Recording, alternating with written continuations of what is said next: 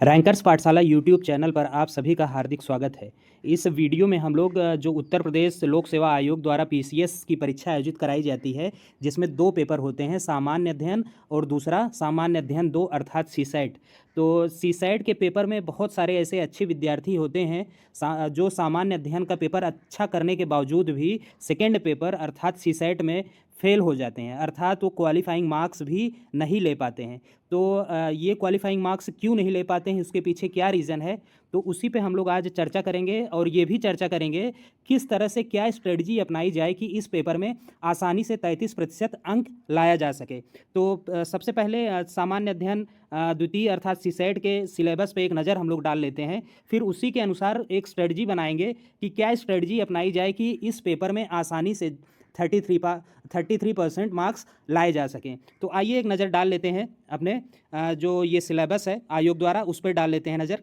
तो इसमें अगर सिलेबस को हम लोग विस्तार से देखें तो पहला खंड है कॉम्प्रिहेंशन, अर्थात एक पैराग्राफ जो आता है उसका प्रश्नोत्तर, ये हिंदी और इंग्लिश दोनों में आते हैं। तो इसमें कुछ पैराग्राफ दिया रहेगा और उससे क्वेश्चन आंसर टाइप का रहता है। तो 5-5 प्रश्न रहते हैं हिंदी और इंग्लिश दोनों से। तो दूसरा जो पोर्शन है वो है अंतर्वैयक्तिक क्षमता, जिसमें संप्रेषण कौशल भी समाहित होगा। और तीसरा पोर्शन है तार्किक एवं विश्लेषणात्मक योग्यता, और तीसरा है निर्णय क्षमता एवं समस्या समाधान। तो ये जो पहला दो पोर्शन है यहाँ पे, अर्थात दूसरा और तीसरा, ये जो है वैयक्तिक कौशल से संबंधित है, अंतर्वैयक्तिक कौशल और संप्रेषण से संबंधित है। और तीसरा जो यहाँ पर पोर्शन है ये वाला, ये जो है आपका decision making and problem solving से संबंधित है। तो ये अगर तीनों पोर्शन को मिला के देखें तो ये जो है हमारा इंटरपर्सनल स्किल और कम्युनिकेशन स्किल, साथ ही साथ decision making and problem solving से संबंधित है। वहीं आगे देखें तो ये सामान्य बौद्धिक योग्यता, ये अपना रीजनिंग है, रीजनिंग का पोर्शन। फिर प्रारंभिक गणित हाई स्कूल स्तर तक, जिसमें अंक गणित, बीज गणित, रेखा गणित एवं सांख्यिकी के प्रश्न परीक्षा में पूछे जाते हैं।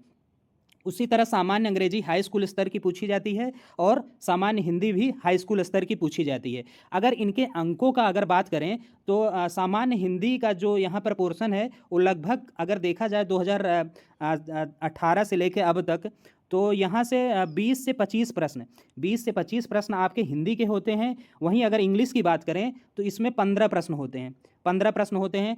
और यहाँ इंटरपर्सनल स्किल और कम्युनिकेशन स्किल और डिसीजन मेकिंग और प्रॉब्लम सॉल्विंग की बात करें तो यहाँ से जो है 22 प्रश्नों से लेकर 27 प्रश्न आपकी परीक्षा में पूछे जाते हैं, 22 से लेकर 27 प्रश्न। साथ ही साथ लगभग 20 प्रश्न आपके जो हैं, 20 प्रश्न आपके रीजनिंग के होते हैं, 20 प्रश्न आपके रीजनिंग होते हैं। और गणित के प्रश्न यहाँ पर लगभग 12 से 15 प्रश्न गणित के होते हैं। तो इस प्रकार देखें तो 100 अंकों का जो प्रश्न पत्र होता है, इसमें 100 अंक होते हैं और 100 प्रश्न भी होते हैं, अर्थात एक प्रश्न 1 अंक का होता है। तो उसमें देखें तो इस तरह इसका विभाजन किया गया है कि इस पोर्शन से कितने प्रश्न आते हैं। तो क्या स्ट्रेटजी अपनाई जाए कि इस पेपर में आसानी से पास हो जाएं।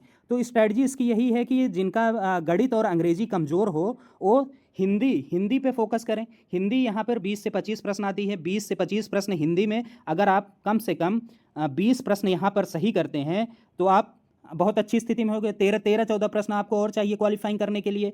अगर आप यहाँ पे ये अंतर्व्यक्तिक कौशल, संप्रेषण और निर्णय क्षमता एवं समस्या समाधान, इस पोर्शन से जो 22 से लेकर 27 प्रश्नों तक आपकी परीक्षा में पूछे जाते हैं, यहाँ पे आप थोड़ा सा भी मेहनत कर दें। थोड़ा सा मेहनत करने का मतलब ये है कि जो प्रीवियस ईयर के क्वेश्चन पेपर आए हैं उन्हीं को अगर आप सॉल्व कर लें तो मैं आपसे पूरी गारंटी के साथ कह सकता हूँ कि आपका यहाँ पे 15 से 17 प्रश्न बहुत ही आसानी से आ जाएंगे।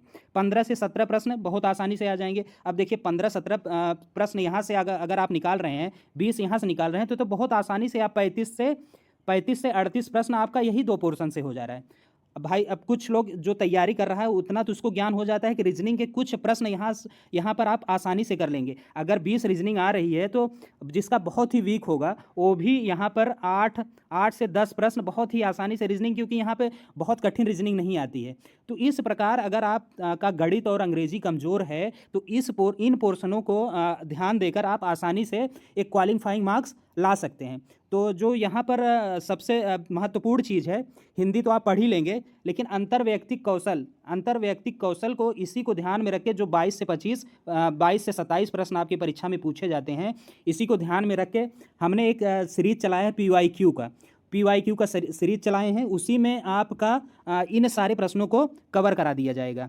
तो देख लेते हैं एक बार ट्रेंड एनालिसिस क्या है डिसीजन मेकिंग, प्रॉब्लम सॉल्विंग और इंटरपर्सनल स्किल का।